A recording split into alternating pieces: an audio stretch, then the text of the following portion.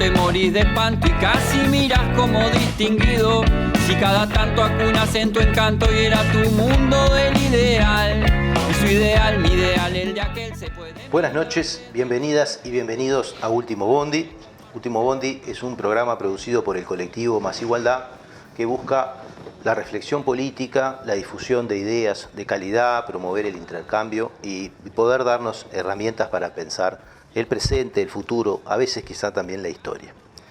En el caso de hoy vamos a estar trabajando sobre un tema muy importante en la construcción de nuestro pensamiento futuro, que tiene que ver con la información y con la sociedad de la información y las distintas formas en que eso aparece en nuestra vida cotidiana a través del uso de tecnologías, a través de lo que las instituciones hacen del uso de las tecnologías y también de las empresas. Como siempre, tenemos en este caso dos invitadas que voy a pasar a presentar, que van a compartir estos minutos con nosotros para brindarnos un panorama desde distintas perspectivas que además se complementan y que, bueno, paso a presentar ahora. Hoy nos acompañan Lorena Echeverri Venturini. Lorena es ingeniera en computación por la Facultad de Ingeniería y doctora en informática. Es profesora adjunta de dedicación total en el Instituto de Computación de la Facultad. Es investigadora a nivel 1 del Sistema Nacional de Investigadores y también del PDCIVA. Coordina la maestría en Ciencia de Datos y Aprendizaje Automático de la Facultad e integra el Centro Interdisciplinario en Ciencia de Datos de la Universidad de la República. Sus intereses en investigación se enmarcan en el campo de la gestión de datos, en particular gestión de Big Data, las bases de datos de grafos, la anonimización de datos y evaluación de sesgos en sistemas de aprendizaje automático. Quédese tranquilo que vamos a explicar muchas de estas cosas en el correr del programa. También nos acompaña Patricia Díaz Charquero, que es abogada con una maestría en Relaciones Internacionales, y Patricia es actualmente secretaria de Data Uruguay y es co-coordinadora del Laboratorio de Datos y Sociedad DATISOC. Ella es investigadora en el Núcleo de Recursos Educativos Abiertos y Accesibles de la Universidad de la República. Es profesora de Ética, Tecnología y Sociedad en la Licenciatura en Información de la UTEC. Es docente en varios posgrados de la UDELAR, entre ellos Gestión de Tecnologías e Innovación en la Facultad de Ingeniería, Sistemas de Información de la Facultad de Ciencias Económicas y Patrimonio Documental de la Facultad de Información y Comunicación. Trabaja en líneas de investigación relacionadas con tecnología y derechos humanos, con especial interés en la intersección entre la propiedad intelectual y el interés público, datos abiertos y ciencia abierta y la privacidad y la libertad de expresión en Internet. Como verán, es una temática por demás moderna, por demás amplia, llena de vocablos, de términos, de expresiones de las cuales escuchamos hablar continuamente, pero no siempre sabemos lo que dicen. Diría que yo que la mayoría de las veces no sabemos qué significan, pero que están todas relacionadas con esto que yo llamé muy primitivamente sociedad de la información, acuñando un concepto que tiene ya como 30 o 40 años, ¿verdad? Pero que lo tomé como excusa para introducir esta primera pregunta, ¿no? Decir, bueno, hace unas décadas se hablaba de sociedad de la información, ¿cómo podemos ayornar este concepto, ¿verdad?, a esta coyuntura? ¿Cómo entra en esta discusión la cuestión de los datos personales? No sé quién quiere comenzar, como ustedes gusten. Patricia. Bueno, voy yo. Bueno, muchas gracias por invitarnos. Me toca dar un marco general sobre cómo ha evolucionado esto de la sociedad de la información y en la preocupación por los datos personales. Bueno, la idea es que esto no es nuevo. Desde los años 70 ya existen algunas reglamentaciones y existe en realidad una acumulación sistemática y sostenida de todo tipo de datos. Una recogida automática y sostenida de todo tipo de datos para diferentes usos y fue creciendo específicamente en Europa en los años 80. Fue creciendo la preocupación sobre qué uso se le daba a esos datos, quién controla el concepto de gobernanza, de quién son los datos, quién controla esos datos y el efectivo control de las personas sobre la información personal, porque eso también tiene una relación directa con cuestiones relacionadas con derechos humanos, con la Declaración Universal de los derechos humanos, el artículo 12, que todas las personas tienen derecho a que nos ingiera, a las no injerencias en su vida privada, el Pacto de Derechos Civiles. El control de los datos es un tema que no es nuevo y es algo que empezó a ser regulado y en Europa, específicamente las primeras regulaciones salieron en Alemania y en Suecia. En los años 80 y en los años 90 esto fue un tema central en Europa y en el 95 salió lo que es conocida como la normativa que vino a cambiar el mundo. ¿Por qué? Porque todo el mundo empezó a copiar, no todo el mundo, bueno, Estados Unidos ha seguido un perfil muy diferente quizá, pero el foco de dónde surgió la preocupación es en Europa. Los líderes en cuanto a pensamiento y análisis sobre cómo el ciudadano tiene control, o cómo devolverle el control al ciudadano sobre sus datos, y más que nada, no sobre sus datos, sobre los usos. El tema de los datos siempre tiene que ir atado a finalidad. Y ahí surgen los principios centrales de que todos, hoy creo que intuiciones básicas tenemos todos. Todos hemos sentido hablar del principio del consentimiento previo e informado. O hay otros principios que son menos conocidos, como el principio de legalidad. Los datos se tienen que tratar de acuerdo al marco regulatorio que hoy, afortunadamente, la mayoría de los países, acá en Uruguay, tenemos desde hace años, han venido evolucionando del 2008 en adelante la normativa de protección de datos personales. ¿Cuál es el centro? El corazón de esta normativa es este primer principio que les acabo de nombrar, el consentimiento previo e informado, que es bueno, desde ya les digo, es una ficción jurídica. Y todos sabemos que es una ficción jurídica porque los dilemas que surgen, hay un autor muy conocido que se llama Daniel Solov, que estudia el dilema de la gobernanza de los datos, que él plantea que la ficción jurídica es tal que cuando las personas consienten, muchas veces no saben lo que consienten, porque no lo leen. Aquellos que lo leen y que consienten términos y condiciones, o la declaración de para qué se van a usar sus datos, ¿no? Aquellos que lo leen y consienten muchas veces no entienden lo que leen. Aquellos que lo leen, consienten y entienden muchas veces, o es más, hoy cada vez más podemos decir que no entienden el alcance, el impacto real que puede llegar a tener. Subestiman el alcance de lo que están firmando.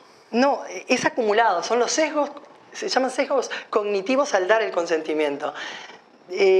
Nosotros no podemos saber el impacto que va a tener los consentimientos que hemos dado a todas las plataformas en las que hemos dejado, estoy pensando en, no solo a las plataformas, al Estado también, el acumulado de datos que hemos dado. El impacto final es imposible tener el control sobre eso, porque han sido a muchos proveedores de servicios y de forma sistemática durante mucho tiempo. Entonces, tenemos que entender que esto es un principio que hoy se asienta, toda la protección de datos personales se asienta sobre este principio, pero es una ficción y es muy endeble. Entonces se han creado y ha evolucionado también. Bueno, ¿cómo mejoramos este principio? Lo granulamos, que son muchos consentimientos para diferentes usos o en diferentes momentos. Hay muchas técnicas, son muy técnicas, entonces prefiero no meterme en eso, pero sí la idea de que la preocupación a principios de este siglo salió de Europa y se extendió al mundo. Hoy la mayoría de los países del mundo tienen regulaciones que protegen esto de que el individuo tenga el control sobre sus datos. Es ficticio, en realidad no lo tienen, es bueno decirlo, pero ¿por qué creamos este principio? Para poder exigir luego, bueno, vos declaraste a una empresa, vos declaraste la finalidad, usaste los datos para esa finalidad y para reclamar derechos. Necesito saber qué datos tiene tal empresa o el Estado sobre mí. Eso es un derecho que también está en las leyes. El acceso, la rectificación, el borrar los datos cuando ya no son necesarios o ya no el servicio para los que los brindé ya no me lo están pasando. Todos esos derechos se han afianzado, yo creo que de una manera bastante intuitiva en el colectivo social. Pero hoy la preocupación ya a pesar de que estamos verdes aún en que las personas tengan control sobre sus datos, la preocupación se ha desplazado, o no sé si ha desplazado o ha sumado otras capas de problemática. Es un tema de discusión. Es un tema de discusión y ha sumado otras capas de problemática. No solo la privacidad es, y ahí cierro, ¿cuál es la preocupación central hoy? Hay creo que tres preocupaciones que exceden el tema de la privacidad. Es la inclusión y la diversidad, o sea, esos datos se usan, y le voy a dejar ya picando la pelota, le paso la pelota a Lorena, esos datos personales que luego se usan con algunos fines, esos fines pasados a lo que es la sociedad de la automatización, ¿se usan de forma inclusiva? ¿Hay datos suficientes para tomar sus decisiones resguardando la diversidad de individuos que después van a sufrir las consecuencias? Puedo poner ejemplos claros. Hoy estamos, por ejemplo, utilizando sistemas de reconocimiento facial que es en base a datos biométricos. Los datos biométricos son datos personales. Los sistemas de reconocimiento facial son diversos, detectan igual rostros de hombres, de mujeres, de personas afrodescendientes, de personas asiáticas. Eso es el problema de la diversidad. Además de la privacidad, la diversidad y por último, la opacidad. Hay tres patas que hoy tenemos que encarar. ¿Quién rinde cuenta cuando hay un sistema que está tomando decisiones automatizadas y puede cometer errores o pueden generarse determinados usos que no son, que dañen los derechos humanos? Bueno, ¿cómo funcionan? Explíquenme a mí, que di mi dato y se tomó una decisión automatizada en base a ese dato, ¿por qué ese resultado? Entonces, privacidad, inclusión, diversidad y opacidad y rendición de cuentas, creo que son el problema actual. Dejamos la sociedad de la información, pasamos a la sociedad de la automatización. Y cierro por ahí. Me tiraron la pelota. Yo comparto lo que dice Patricia y creo que capaz que hay que tomar algunas de las ideas que ella tiró para poner como un poco en perspectiva este tema o hacer énfasis en algunas cosas en particular que dijo ella. Quizás en este siglo XXI, uno de los grandes diferenciales es que en el pasado eran casi siempre o los estados o empresas locales las que llevaban adelante este tema de la recopilación de los datos, ¿no? Y los estados y los gobiernos muchas veces estaban como más acotado el tema de que, bueno, que los datos eran datos registrales, por ejemplo, no sé, en nuestro país, datos del BPS, por ejemplo, ¿sí? Claro. Datos de los gobiernos, y eran principalmente esas entidades las que recopilaban datos. En los últimos 20 años o un poco más, con el auge de la comunicación por internet, de la telefonía celular, de los dispositivos y un montón de aspectos tecnológicos, la producción del dato cambia, ¿tá? Cambia en el sentido de que permanentemente los humanos estamos produciendo datos y esos datos muchas veces están siendo almacenados o recopilados por entidades o por plataformas o por aplicaciones que están fuera muchas veces del control local de los estados, ¿tá? Entonces, hay un cambio en las reglas del juego que ha ido acompañado por todos estos cambios en la legislación que dice Patricia, ¿no? Marcos más globales, ¿no? Marcos de acuerdo de, bueno, qué quiere decir esto de quién puede usar y cómo puede usar los datos personales, pero creo que eso fue como un gran cambio en las reglas de juego, ¿no? Pasar de pensar que, no sé, los datos de los uruguayos, en cierta forma, uno podría pensar que estaban resguardados en bases de datos del Estado, cosas así, a pasar a jugar en otra cancha distinta, ¿tá? Lo cual posibilita también recopilar mucho más volumen de datos en algunos escenarios y la aplicación de otras técnicas. Y ahí entra el otro escenario que plantea Patricia, ¿no?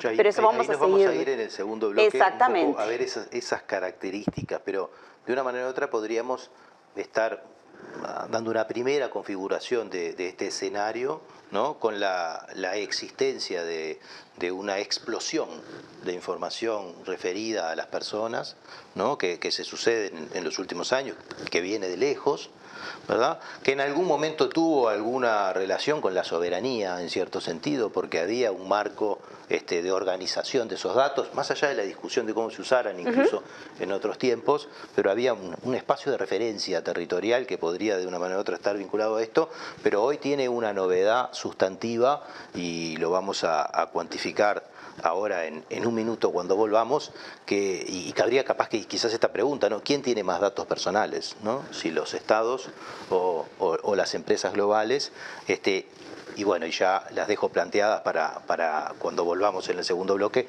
para qué se usan, bajo qué normas de regulación, cómo se expande esta idea, ¿no? de la ficción jurídica cuando además salimos del Estado y nos vamos a las empresas, ¿verdad?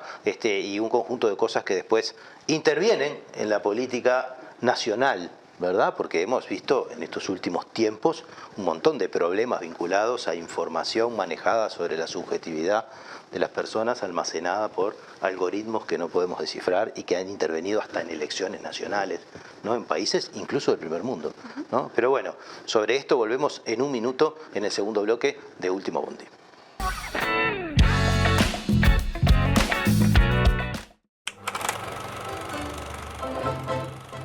Soy suscriptor de Caras y Caretas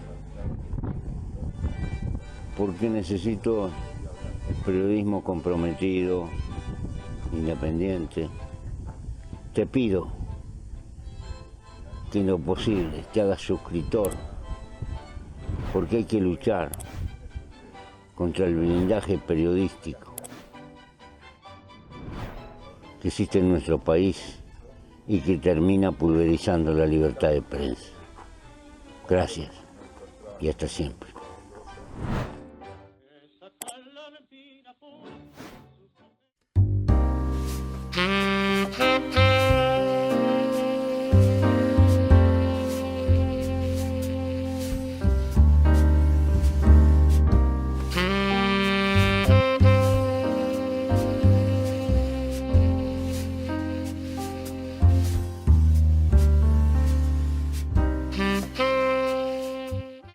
Vuelta, ahí, tan.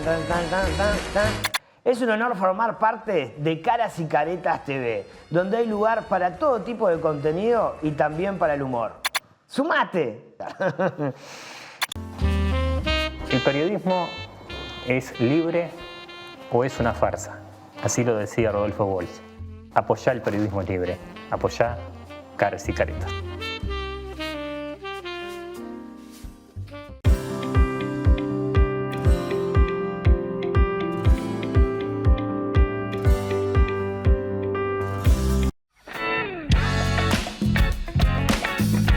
Seguimos en este segundo bloque de Último Bondi. Estamos hablando en el día de hoy sobre información y datos personales.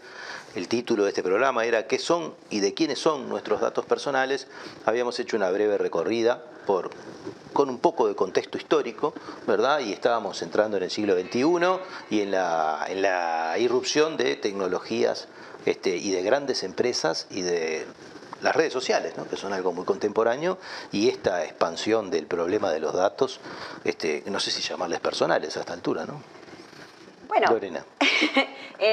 si uno se apega como a la definición más bueno, la que está en la ley local, dato personal es todo el dato que refiere a una persona.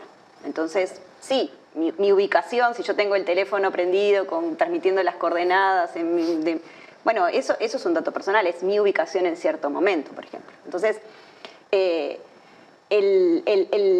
gran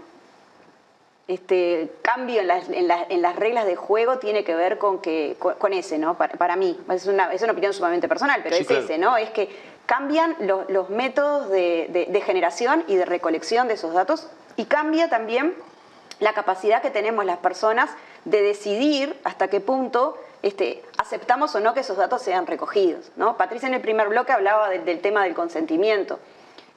Muchas veces uno no es que a veces que no lea los consentimientos, a veces no le queda otra alternativa que subirse a ciertos términos de contratos. Quedás por fuera. Exacto. El concepto de opt-in, opt-out. Exacto. Te dan la posibilidad de Te dan la posibilidad de quedarte afuera. De quedar afuera. Claro, y quedar afuera implica quedar afuera. Quedar afuera. Yo siempre relato lo mismo. Durante un montón de años yo no utilizaba WhatsApp. Un montón de años. Hasta que empecé a utilizar WhatsApp. Porque era un tema como una demanda en cierta forma, ¿no? La sociedad empieza a transformarse y uno empieza a adoptar ciertas herramientas que hacen uso de... Las precisa para vivir en sociedad. Exacto. Entonces, ahí hay un tema importante con ese tema de cómo se recolectan esos datos. Después está el otro tema que hablábamos acerca de quiénes los recolectan y quiénes los usan y cómo los usan.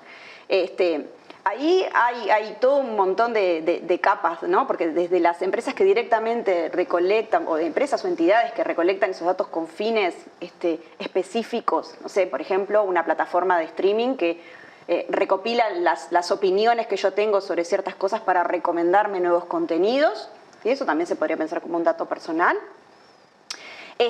Hasta otras empresas que lo que hacen es comercializar, ¿sí? Vender datos o metadatos sobre las personas y comercializarlos, acopiarlos y generar conjuntos de datos o productos para otras personas u otras empresas que los quieren consumir. Me parece que es importante ¿Sí? explicar un poco eso, ¿no? ¿Qué es lo que hace la empresa para vender? O sea, estás hablando de una plataforma de redes que le vende a un tercero que quiera comprar la posibilidad de seleccionar población en función de un perfil para llegarle con un determinado producto. Por ejemplo, en eso creo uno de los ejemplos bastante notorios fue el caso aquel de Cambridge Analytica, ¿sí? En las elecciones ayúdame Pato con la memoria, de Estados Unidos. De Trump. Las de Trump fueron, ¿no? Sí. Donde, bueno, el tema de la famosa segmentación del mercado es una cosa que las empresas, cualquier empresa de cualquier rubro hace de toda la vida. ¿Pero qué es la segmentación de mercado? Pero exactamente, la segmentación de mercado es tratar de detectar cuáles son las personas que es más probable que adquieran un bien o un servicio que uno tiene para ofrecer. Yo puedo ser el almacén de la esquina y en base a, no sé, a mi cartera de productos y de clientes puedo decidir, bueno, a mí me conviene ir a pasarle volantes a la gente que está en esta manzana o en la manzana siguiente, porque es la gente que es más probable que me compre porque es la que está en la vuelta. Eso es una segmentación en una escala chica, okay, local, que todos podemos entender. Cuando estamos hablando de otro producto, y un producto puede eventualmente ser un presidente, yo puedo decidir, bueno, no sé, si yo quiero transmitir un mensaje para que esta persona me compre como candidato, yo tengo que llegarle a esta persona en los términos que a esta persona le interesan. Por ejemplo, no sé, detecto que es una persona que le interesa los temas de ecología y no sé qué, bueno, no le voy a llevar un folletito en papel. Una cosa que ¿sí? se pasa desapercibida, que es que esa empresa detectó que a ti te importa la ecología, sí, y registró en algún lugar de su base de datos que vos, si yo quiero hablarte a vos, te tengo que hablar de ecología, sí, ¿verdad? Sí, y ahí hay una recolección. Son técnicas de perfilamiento. Técnicas de perfilamiento. Y ahí hay una recolección de información personal, sí, de la que uno no es consciente y no sé si alguna vez firmó o firmará, sí, algún consentimiento. Sí, está todo. ¿Sí? Lo aceptamos. Lamentablemente, por eso le digo que los sesgos cognitivos al momento de decir sí, acepto, son enormes. Y sobre eso está fundado todo el sistema de protección. Y todo lo que está diciendo Lorena ahora sobre perfilamiento y segmentación es legal. Es legal porque... A ver, hay una frase que es muy cliché. Cuando te ofrecen algo gratis y un servicio gratis es porque vos sos el producto. Eso es un cliché total, pero es así.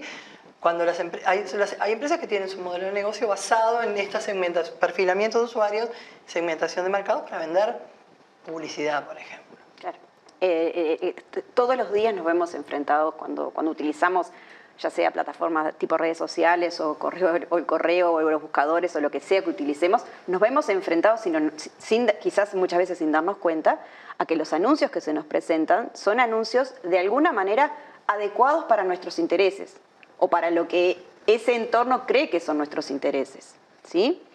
No me quiero meter con el tema de las burbujas y el tema de los contenidos en las plataformas de comunicación, que es todo un tema en sí mismo, ¿tá? Pero Son distintos como casos de uso o escenarios donde podemos ver eso, el uso de los datos personales para ofrecernos aquella cosa, ¿sí?, que esa plataforma o ese sistema cree que es más probable que nosotros compremos. ¿Tá?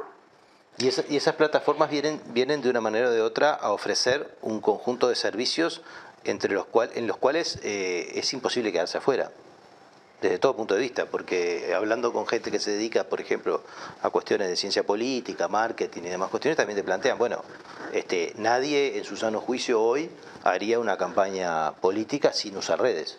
Es más, hay quienes dicen solamente usan redes, ¿no? Y hay nuevos fenómenos de nuevo tipo que solamente van por acá. Eso mostraría un poco que estos servicios de los que estás hablando, además, son muy potentes, o por lo menos están considerados de esa manera. Ese es un debate en sí mismo que me parece sumamente interesante, ¿no? El rol que tienen las redes en las decisiones y en la vida política de los países. Y de las personas, hasta qué punto realmente impactan o no, cómo impactan, ¿no? Pero bueno, o sea, un poco lo que quería traer es esa idea de que los datos personales son utilizados y atarlo con otro pedazo del problema, de los ingredientes que Patricia hablaba, de la automatización, ¿tá? Si bien yo, si tengo mi almacén, puedo elijo a qué vecinos le voy a ir a pasar el volantecito por la puerta, muchas de estas herramientas que lo que hacen es perfilar, no toman esas decisiones en base... A veces hay humanos, pero no siempre hay humanos que son los que toman esas decisiones, sino que hay programas de computadora, se les puede llamar sistemas recomendadores, se puede llamar algoritmos de aprendizaje automático o inteligencia artificial también, que son programas específicos que lo que hacen es tomar datos, variables, y decidir cuáles son las formas más razonables de agrupar personas o de clasificar personas, por ejemplo, ¿no? Entonces dicen, bueno, todas estas personas, suponete, estoy en una plataforma de contenidos de video, todas estas personas son parecidas, tienen gustos parecidos, así que les voy a recomendar contenidos similares, porque si ya hay otros que les gustó, bueno, es probable como que son parecidos entre sí, que les gusten las mismas cosas, ¿no? Y esas decisiones, estos algoritmos y estas técnicas las toman en forma automática y esa automatización, que está muy presente en nuestras vidas, aunque no nos damos cuenta, tiene riesgos y desafíos intrínsecos, ¿tá? Patricia mencionó uno que es muy notorio, que es un tema de estudio y que ha sido un boom en los últimos años, que es el tema de los sesgos o desviaciones que pueden tener estas técnicas sobre distintos tipos de poblaciones, ¿tá? Por ejemplo, privilegiar, no sé, a hombres sobre mujeres en alguna decisión, o privilegiar a personas de edad, no sé qué sé, en torno de los 40 años versus jóvenes, no sé, lo que sea. Discriminación, o sea, de alguna manera las técnicas estas pueden, si no están bien desarrolladas y si no están bien ajustadas y evaluadas, pueden terminar generando sesgos sobre poblaciones. Y ahí nos metemos entonces con el... Volvemos a Patricia, estamos de un lado al otro y vamos. Me gustaría además complementar esto que está trayendo Lorena sobre la problemática del uso de datos y la automatización. Estamos cada vez en el imaginario de la gente, yo me supongo que está muy atado a redes sociales, pero desatémoslo un poco de redes sociales. Hay un reporte que se los recomiendo que se llama, está en español también, Automating Society, sale todos los años, que hace un análisis de qué áreas de la economía o sociales se están automatizando, y las tendencias son la automatización en temas de salud. Lo tenemos en la pandemia, el boom fue las apps COVID, que tienen muchas cuestiones. Atención que la automatización no es solo inteligencia artificial. Cuando hablamos de sistemas de automatización es tomar decisiones en base a datos. ¿Ah? No tienen siempre por qué tomarla un algoritmo. Cuando la toma cuando el algoritmo apoya a tomar las decisiones o genera resultados por sí mismos, sí estamos delante de inteligencia artificial, pero hay automatización desde principios de este siglo. Sin inteligencia artificial se automatiza, se pasan líneas. Dice, bueno, los que lleguen a tal ranking pasan para calificar para un préstamo. La banca también está fuertemente automatizada. La salud, bueno, la vigilancia es otro tema. Ahí este informe de GISWatch sobre automatización de la información arranca. El último informe arrancó diciendo reconocimiento facial por todos lados. Es un subtítulo.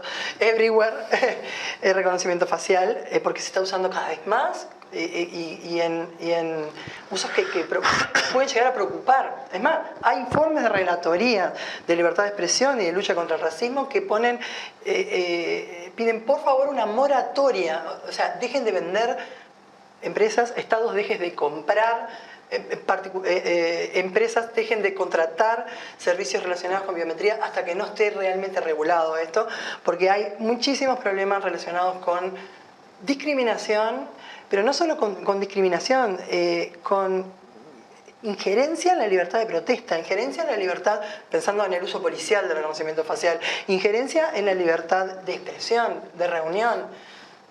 O sea, no tenemos regulado suficientemente, y además el área de la vigilancia es muy especial porque cuando se automatiza y hay sesgos, como yo ya nombré el tema y es el tema que venimos trabajando desde Datisoc, hay sesgos en cómo funciona un algoritmo, por ejemplo, de reconocimiento facial.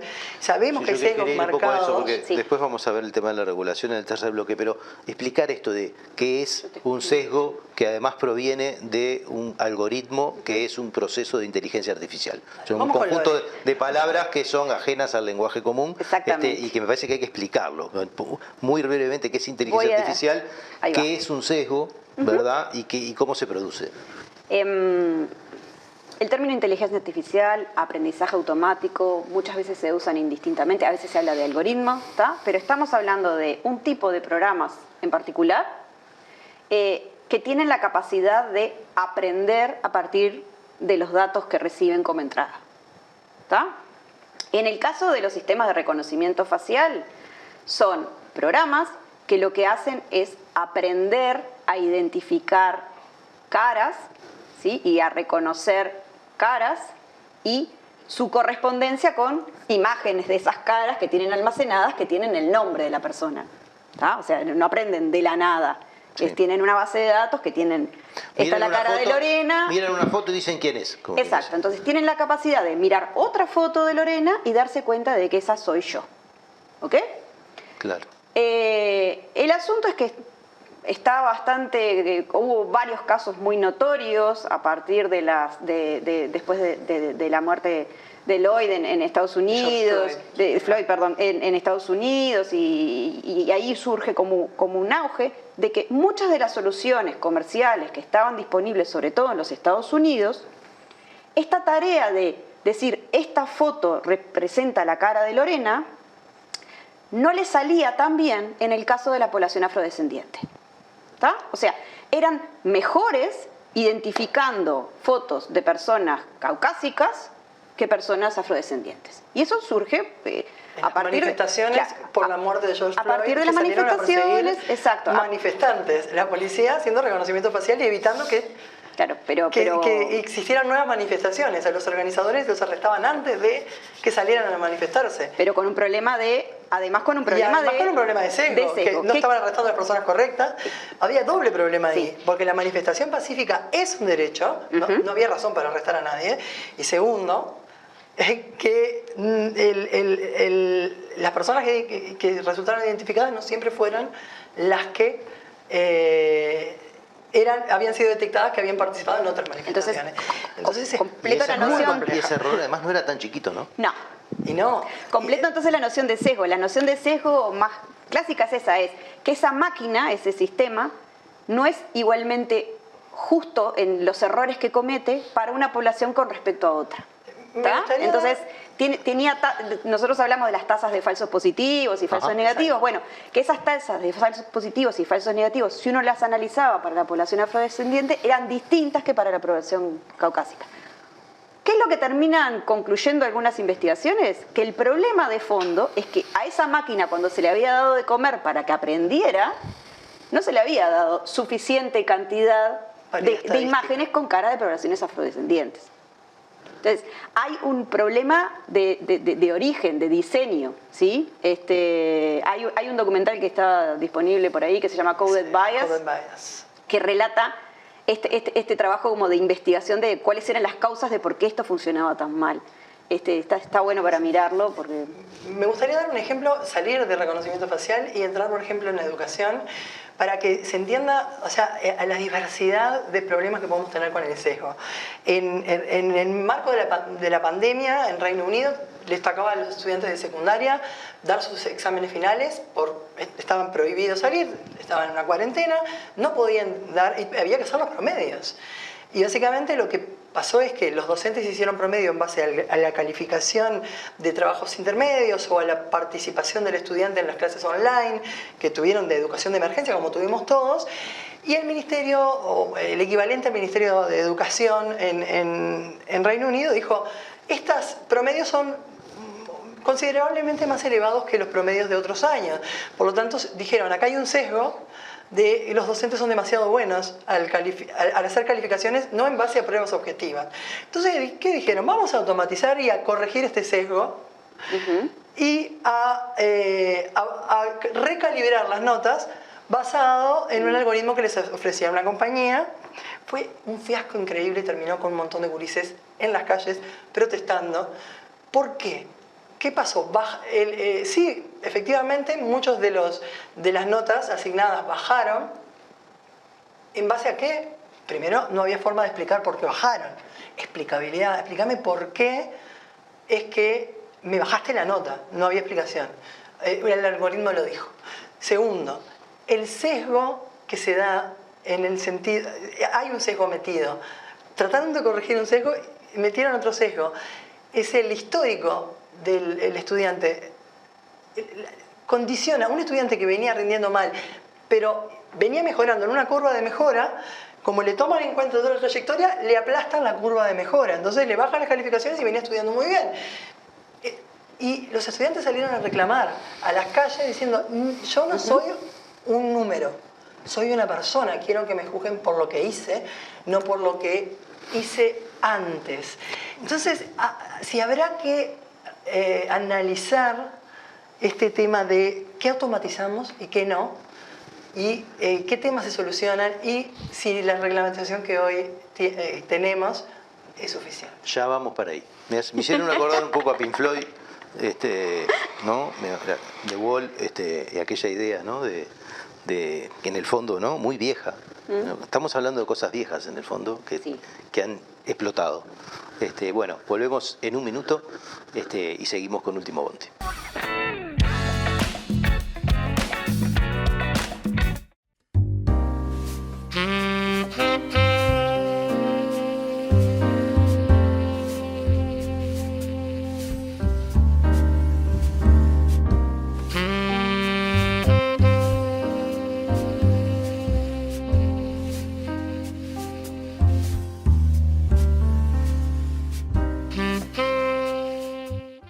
Vuelta, ahí, tan.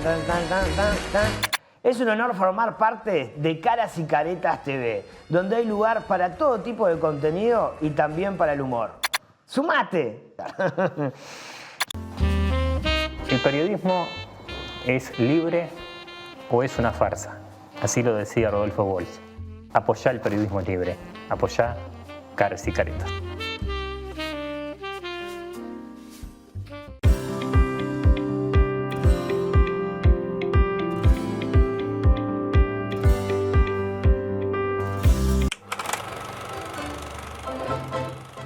Soy suscriptor de Caras y Caretas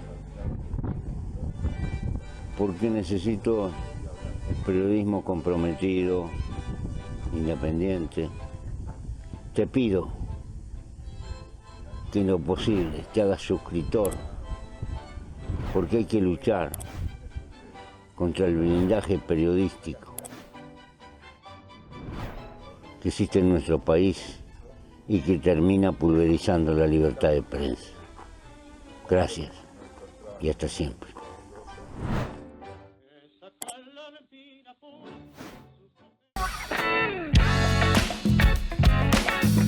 Seguimos con este tercer bloque de Último Bondi. Estamos hablando de datos personales, estamos hablando de la sociedad de la información, o bueno, este ayornamiento de ese concepto a estos nuevos tiempos. Veníamos hablando de los algoritmos, inteligencia artificial, sesgos de selección, consecuencias de los sesgos de selección, y ahí tuvimos que cortar porque nos estábamos yendo. Vamos a seguir con eso, pero nos quedan algunas cosas más que ya quiero colar para que vayan mezclando en esta idea, que es cómo se defiende el ciudadano hoy, cómo se protege y cómo se defiende, ¿no? de estos asuntos que viene discutiendo el mundo, ¿no? Porque hay lugares donde estamos discutiendo poco estas cosas y lugares donde se está discutiendo un poco más, o donde hace más años que se está discutiendo, ¿verdad? ¿Y cuál es el papel porque hablamos de las empresas, hablamos de los estados, de la sociedad civil, ¿no? De estas cosas que de una manera u otra hay que trabajarlas, hay que militarlas para que estén en la opinión pública y política a los efectos de hacer conciencia. Bien, retomo lo que dije en el primer bloque. La pregunta es, la regulación que tenemos hoy sobre protección de datos personales, que viene evolucionando desde hace unos 30 años a nivel mundo, ¿es suficiente? Y la respuesta, sin lugar a dudas, es no, pero me gustaría hacer una aclaración, porque para un abogado, al carpintero todo se arregla con un martillo. Yo soy abogada y obviamente que considero que hay que regular mejor los procesos relacionados con inteligencia artificial, tanto en el Estado como en lo privado, pero estas regulaciones tienen que ser acompañadas por políticas, o pueden ser encaradas desde la corregulación con determinados actores. Estoy pensando, por ejemplo, en las grandes plataformas, en cuanto a las políticas de transparencia, de qué, hasta dónde pueden ser transparentes sin arruinar su modelo de negocio, por ejemplo. Hay un factor central que hoy en los estados tienen cada vez menos peso. El factor regulatorio puede llegar a ser hasta anecdótico o de adorno. Entonces, ¿qué es lo que tenemos hoy y qué es lo que necesitamos? Bueno, hoy tenemos la regulación de protección de datos personales, que ataca el problema de la privacidad. También tenemos la regulación sobre acceso a la información pública, que puede llegar a atacar el tema de la opacidad al momento de que el Estado automatiza procesos. El ejemplo que estamos que hoy en Uruguay está más candente es el de la vigilancia.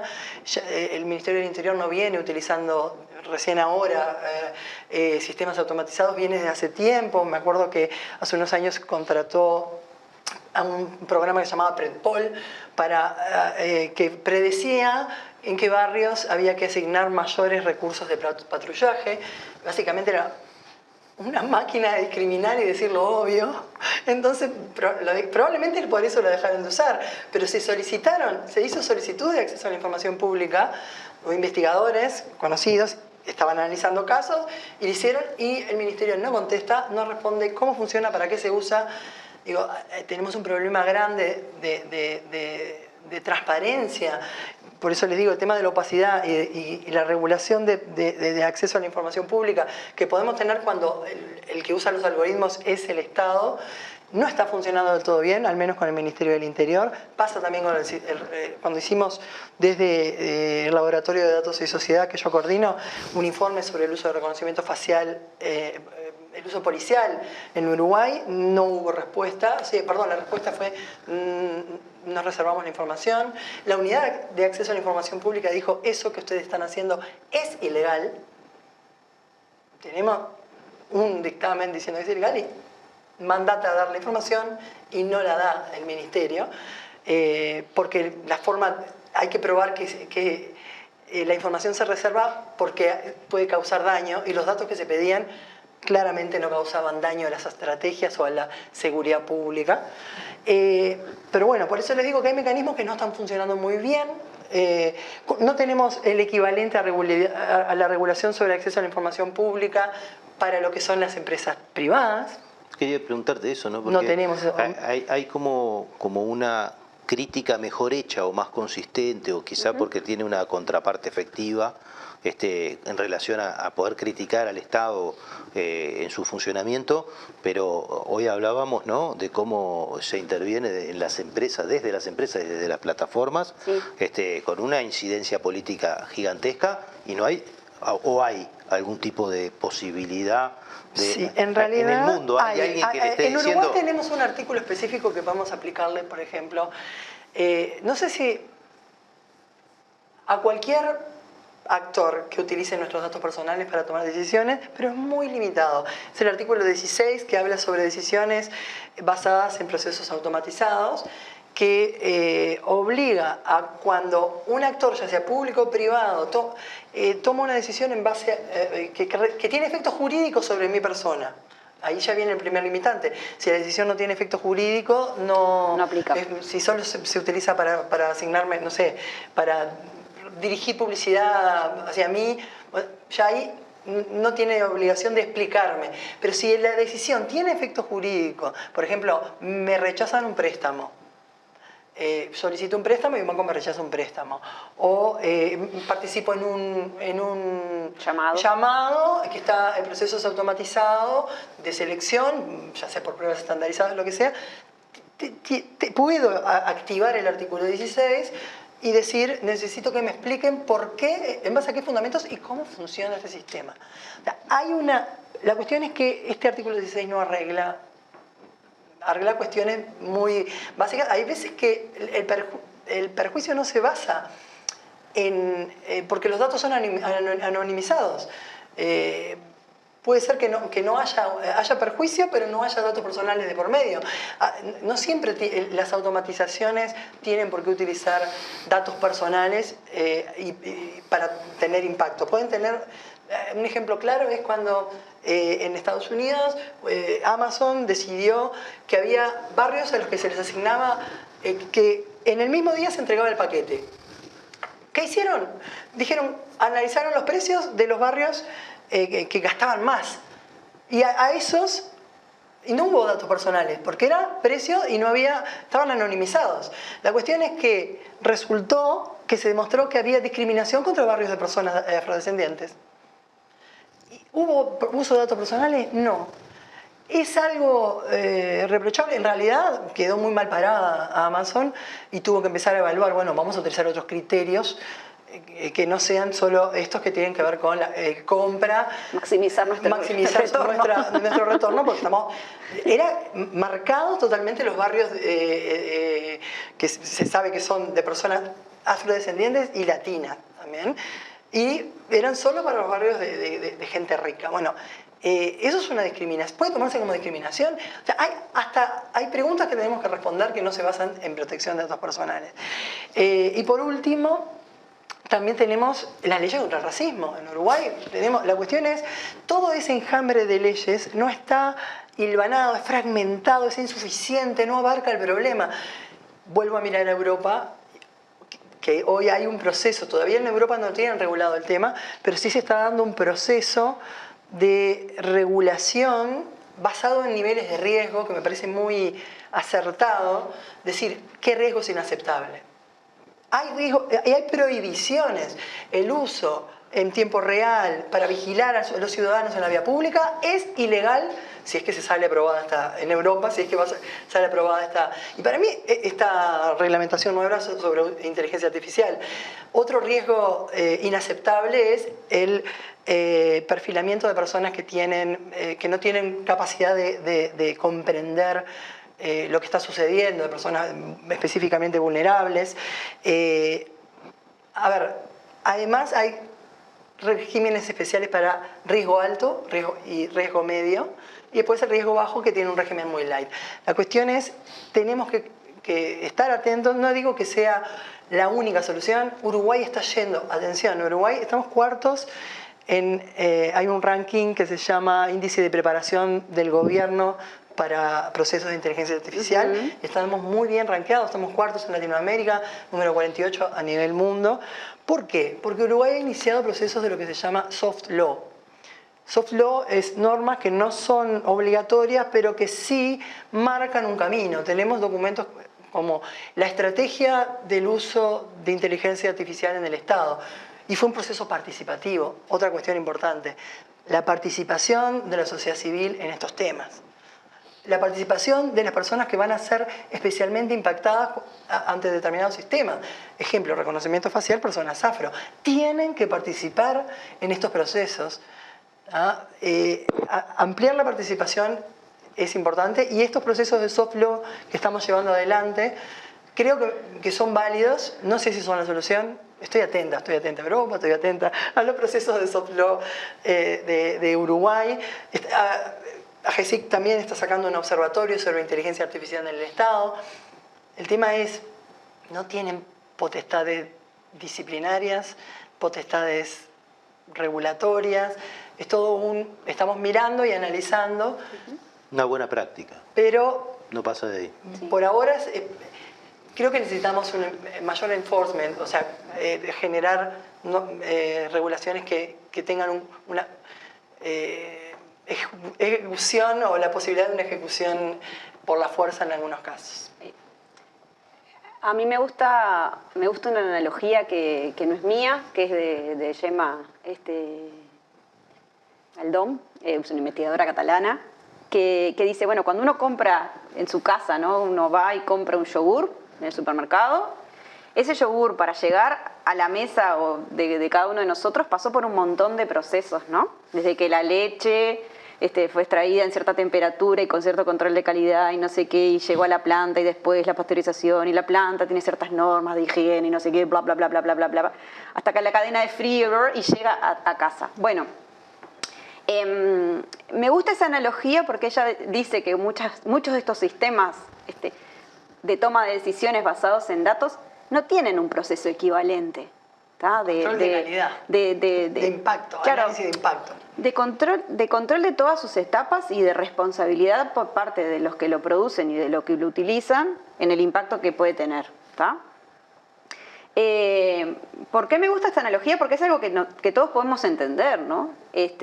Y esta ausencia de un marco que dé pautas claras con respecto a todos estos componentes que tienen estos sistemas de toma de decisiones es una falta que tenemos, pero además complica, y lo traigo al tema de las políticas públicas, complica a la hora de quien tiene, no sé, tiene que hacer un pliego licitatorio para comprar un sistema. Bueno, ¿qué le puedo exigir? ¿Qué le tengo que exigir? ¿No? Yo, Estado, decido comprar un sistema para, no sé, poder mejorar el sistema de atención en salud y hacer el triage, ¿no? Que es eso que le dicen el triage de pacientes en forma semiautomática. Bueno, ¿qué le tengo que pedir al proveedor? ¿Cómo hago para auditar la solución que me da el proveedor? El tema de la auditoría de las soluciones de software compradas también es un tema que está muy en boga, que viene atado a lo que decía Patricia, o sea, para poder... Igual hemos mejorado el tema del análisis de impacto.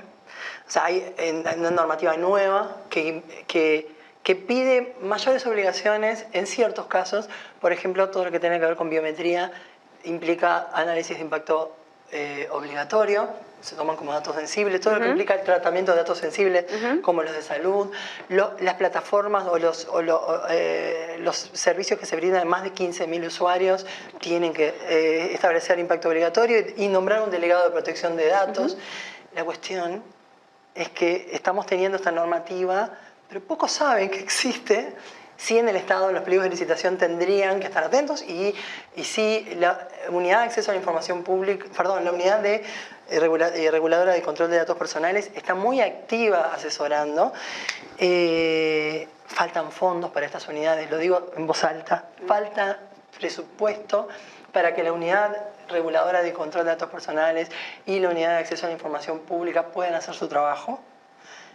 Hagan auditoría, no existe, en Europa se hacen auditorías sectoriales, a ver si el sector educación en plataformas virtuales está cumpliendo con la normativa, a ver si los bancos están cumpliendo con la normativa, a ver, nosotros no tenemos ese tipo de auditoría, no hay dinero, no hay personal, no hay músculo para hacerlo, pero tenemos excelentes profesionales trabajando en estas unidades y hemos mejorado un montón lo que es la regulación en cuanto a análisis de impacto, pero no me refería al impacto. No, pero yo me refería a las entrañas de la máquina. O sea, claro, al proceso. Más allá del impacto, vos comprás una máquina y no siempre tenés la capacidad de saber si esa máquina resuelve el problema que vos querés y cuán bien lo resuelve o cuán mal lo resuelve. Análisis de impacto no es explicabilidad y control. Si yo compro una solución de reconocimiento facial para usar en Uruguay, entrenada con caras, no sé, voy a hacer un ejemplo bien ridículo, con caras de marcianos, es probable que funcione muy mal,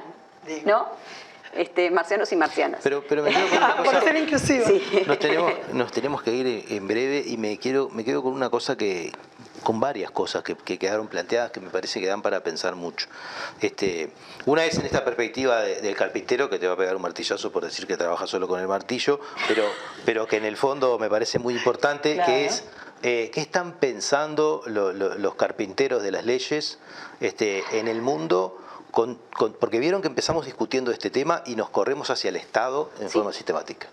Y nos corremos hasta el Estado. ¿Y por qué? Y bueno, porque en el Estado vemos una posibilidad de control. Vemos que la ciudadanía todavía puede ejercer fuerza para decir, bueno, esto hay que hacerlo mejor. Para eso está el Estado. No. Ahora, ¿qué pasa con todo lo otro que no es el Estado Nacional? ¿No? Y que de una manera u otra viene configurando y cuyo proceso para entender cómo funciona cada parte, cómo es que hicieron el perfil de la población, es absolutamente opaco e incognoscible si no existe una normativa que global. Yo pienso que tiene que ser global, sí.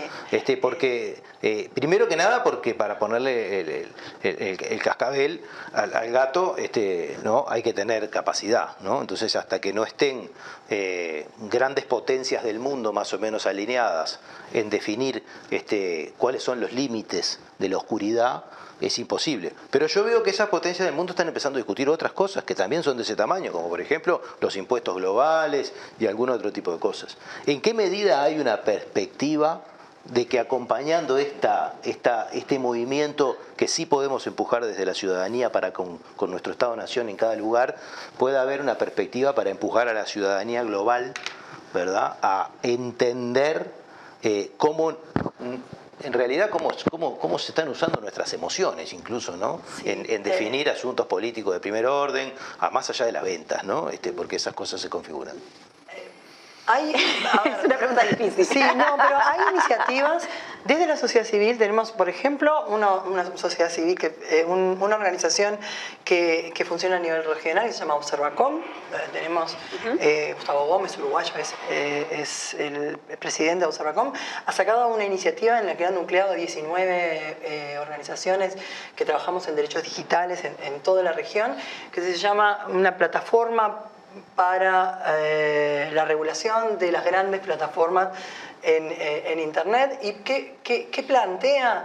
Básicamente plantea principios básicos relacionados con corregulación, estándares básicos de transparencia, cuáles son los estándares básicos, y también tira ideas a nivel nacional y a nivel Estado.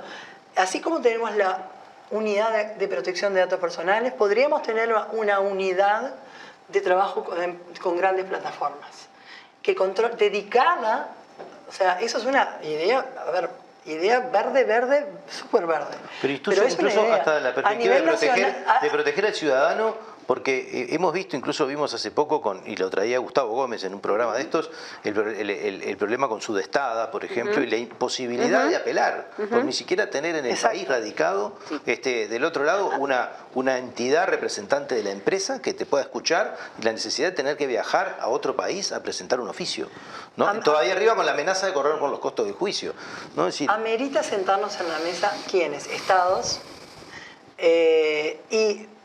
Sí, la sociedad civil sola no puede, porque estados claramente... y plataformas y pensar en modelos de corregulación de estos temas, pensar en estándares de rendición de cuentas y en unidades especializadas a nivel Estado que trabajen no solo a nivel nacional, que trabajen en red. Y que financien esa posibilidad, ¿no? Sí, así como, pero organismos especializados, así como surgieron la necesidad de que existan autoridades de protección de datos en cada país. Bueno, este tema de las grandes plataformas y el uso de los datos amerita pensar fuera de la caja y pensar en una nueva gobernanza y pensar, ¿vale la pena generar unidades a nivel nacional? Es una idea, simplemente está en ese documento que firmamos varias organizaciones, pero hay varias otras ideas. Por ahora hay ideas, pero sí el reconocimiento de que esto no es algo que se pueda regular a nivel nacional. El reconocimiento de que esto no puede ser regulado solo por los estados sin la participación de las empresas es algo que es evidente. Entonces, reconociendo esto, hay propuestas, vamos en un camino lento, la UNESCO ha tomado la bandera y ha dicho, hey, estamos con ustedes, con la sociedad civil que quiere impulsar estos procesos.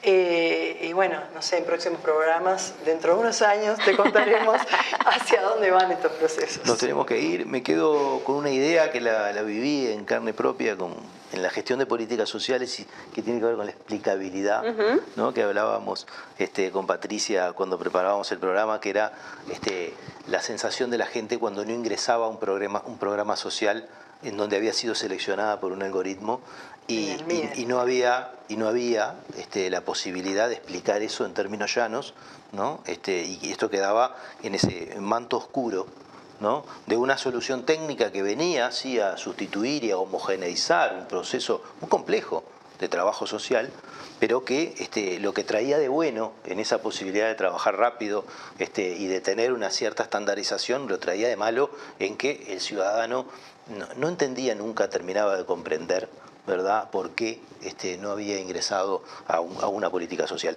Eso en otros países ya llevaba al extremo. Recuerdo haber estado en seminarios sobre estos asuntos y ver el sistema social de Australia, por ejemplo, donde una persona podía aspirar a lo que fuera sin ver a una persona nunca, ¿no? Entonces estamos en estos procesos de profunda despersonalización, además, y de desresponsabilización de las partes que se dan a través de estas entidades oscuras. Bueno, llegamos al final. La verdad que estuvo muy interesante, muy agradecido.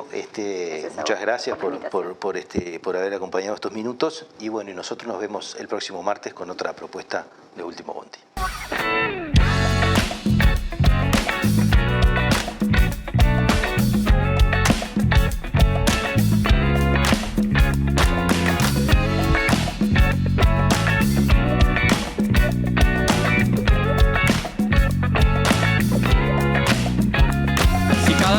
Te morís de espanto y casi miras como distinguido.